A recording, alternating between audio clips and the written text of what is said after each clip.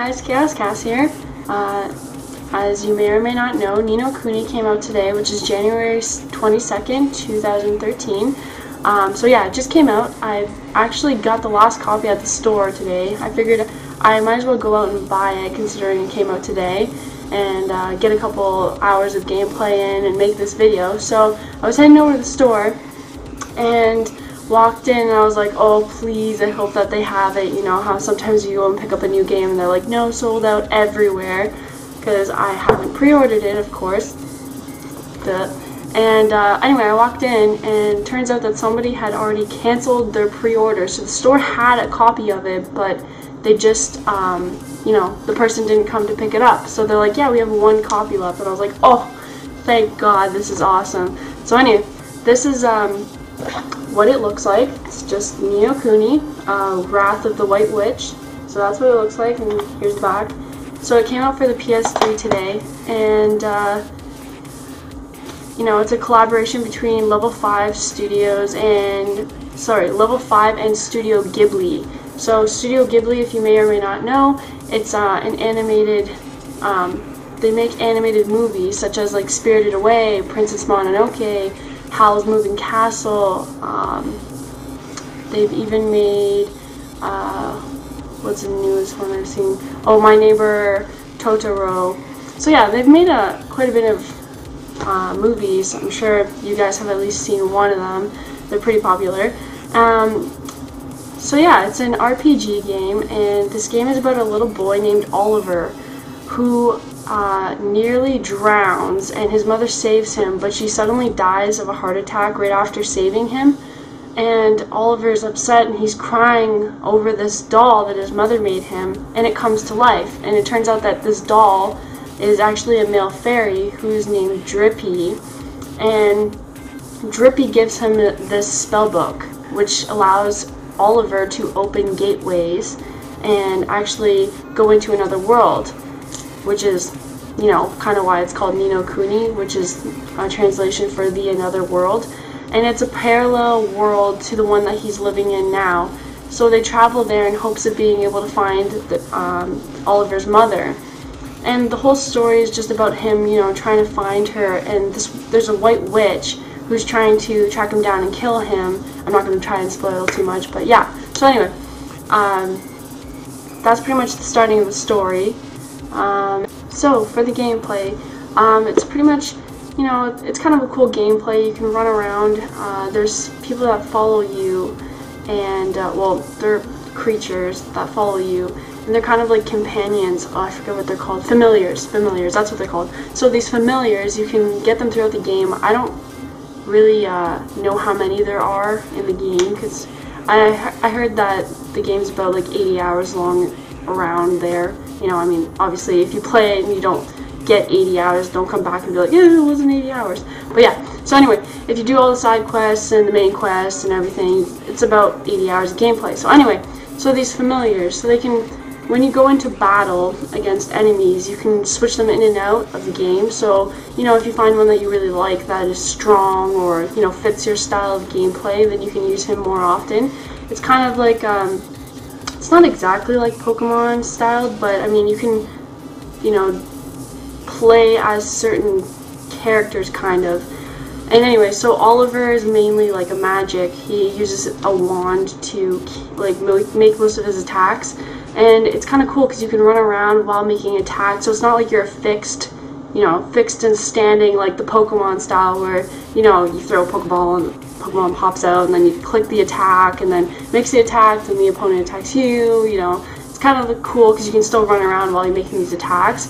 So, I mean, it makes it a little bit more interesting to play it that way, as opposed to just, you know, click scratch or click whatever the attack is called. And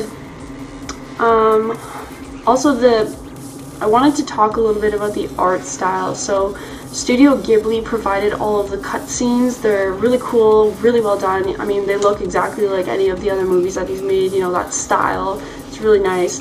And actually, the game was created to reflect that art style, so while you're running throughout the entire game, it's really cool to look at. It's actually really pretty. There's lots of colors, and, you know, it's unlike a lot of games that I've ever played, so it's really interesting. And I've only gotten into the game about like 3 hours of gameplay, and it's a really like story heavy game. So in the first hour it's really like mostly just cutscenes and a little bit of tutorial and then more cutscenes, so you're kind of getting a sense of the story. It's not so much, you know, you're not jumping into it right away and just playing. You're kind of like discovering the character, like who Oliver is, and learning a little bit about like where he's from. I think you start off in a town called Motor City? I don't know, something like that. Anyway, can't remember. So yeah, you just start off and you can kind of run around. It's cool because what I've read about the game and also seen in the game is that you can, the characters that you find in the first like world that you start in, so the actual real world, are actually in the parallel world, but they're different in that world. It's kind of cool. Like you see this cat. Well, I don't want to give away too much, so I'll put a spoiler alert sign in the thumbnail. But anyway, there's a cat, you find him, and in the other world he's a king cat. So it's kind of cool, like seeing the different worlds. And like I said, only 3 hours into the game. There's a lot of story behind it, so I haven't really played too much, but it's kind of cool too because you're running around in the world. You can see where there's monsters just kind of laying around on the map, and if you can sneak up behind the monster and catch it by surprise, you actually get the first attack on the monster, which is nice, you know, if you have a little bit of stealth. However, if you don't feel like, you know, attacking a monster, you can kind of just run around it. You know, I don't really know how far away you have to be. You'll probably have to test the waters, figure it out yourself. But anyway, you can run around it so you don't have to attack every single monster laying around. Kind of like, well, unlike the way Pokemon is, because, you know, you play Pokemon, you're running through a field of grass, and then all of a sudden there's a monster. And it doesn't even matter if you're, like, about to die. You still have to fight this guy, or you can run away, whatever. But yeah, so pretty cool. It's really fun. I mean, I've read a lot of reviews on it, and it's getting really good reviews. I mean, there's been a couple that have even said it's like a 9.4 out of 10, which is awesome. I mean, it's really interesting. And a couple of people even said that they really didn't want the game to end. So, I mean, the starting probably starts off really slow, and then I'm assuming that it picks up quite a bit and gets really interesting. So, you know, I may or may not have some gameplay to show you guys. But yeah, just keep checking it out, and I'll see you guys later. Bye.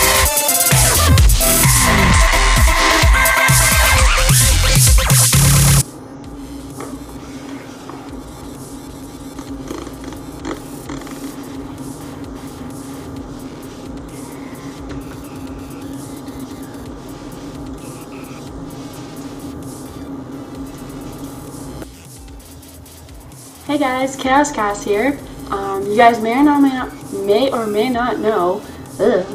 Turns out, you know, by some stroke of luck. How do you say that properly? Stroke of luck. So I got the last copy in the game store. So here it is.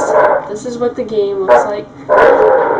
Velcro, kitty. Seriously, can you stop? Thanks. Stop. Kitty!